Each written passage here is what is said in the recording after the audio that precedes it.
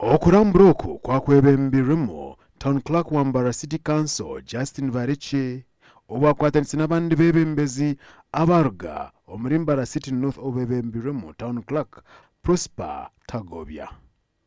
Aba omwanya ogu babizire kureba ahi ba landlords bayombekire abaisire ba tenants aba basize kwesharinga okwika kuza City Council barukwenda okumanyisa abebembezi ngo omwanya bakwenda kubata tugushemeire. Omwanya nyo nagureba okurugiriro ko nagureba omwanya gwe tugwakubiye gwineshonga omisha ganje konka misha gateke niko ngija kungambira bagwineshonga ninga tugaze ki gwineshonga mukozero umurimo ndikumanye cyana nshimira kusita mu mahurire mukozero umurimo ogutwakozere nka government cyana ninga mukikozera aho kugira ngo nimwe muri kwenda kombeka konka karwara akatale kari kwenda kombekwa ekiragiro nikigira ngo ni duty ya government okuri locating abantu namwe twanturambura turi kugira ngo orareba ngo haba inconvenient nagamani gona gumutiro tinona kandi katara hi group nako kali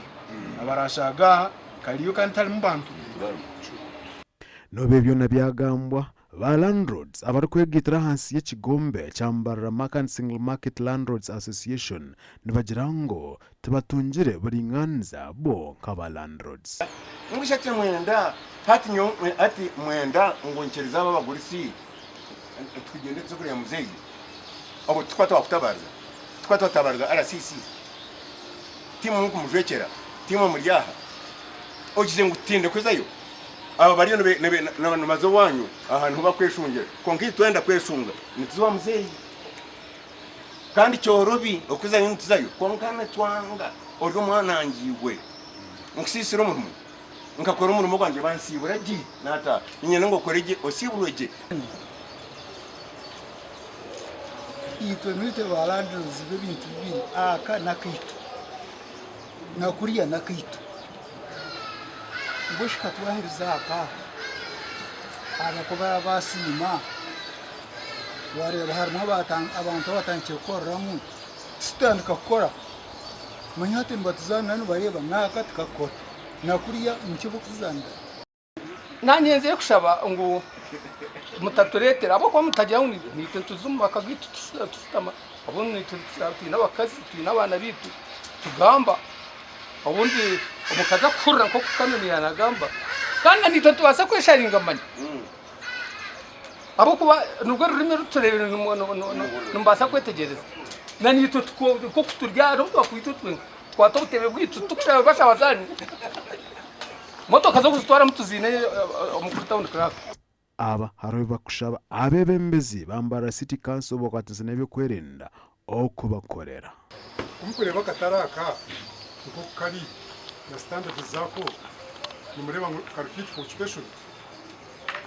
niyo buri bumaze mwiza nindo natuyete mbo nindo ndisheshe ukibo nindebe mbere ikarumu umwanya guhunka teranye kuchaika akoja kugamba kwa bebembezi obebembirwemu Justin Variche Town Clerk wa Mbarara City oguyatandika arikuba homoresa nitekateka ngo ntujya kuba supportinga mwena nka association nabariya na nimwe mwena ntitekwa kuba supportinga kugira ngo uzo yanyu yaba ishu zabo zabariya enyingi turinka bazihendire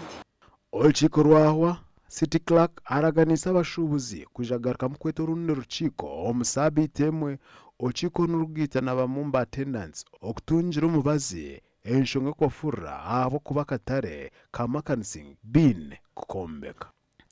enshonga zabombeka abakatare kamakansing zakumara emyaka irenjero muri 16 okulja aba landlords abarukwegita hansi ya Mbarara Market Market Landlords Association akataraka cyabaho okombeka katandika no kukumara emyaka 3 billion zirenjero 80 nizo zitebekanisiwe okureba ngo umurimo batandika okugukora aba TV West Disenyumo Gideon aho muri Mbarara.